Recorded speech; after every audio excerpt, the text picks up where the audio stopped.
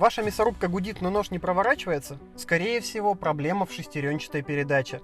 Сначала проверьте простые вещи. Не застряло ли мясо между шнеком и ножом, правильно ли собраны детали, и если все собрано верно, но механизм не крутится, скорее всего, повреждены пластиковые шестерни.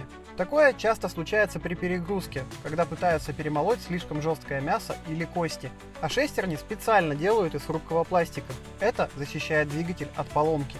В таком случае ремонт возможен, но требует разборки корпуса и замены шестеренок. Если мясорубка дорогая, конечно, лучше отнести ее в мастерскую. А для дешевых моделей иногда разумнее купить новую.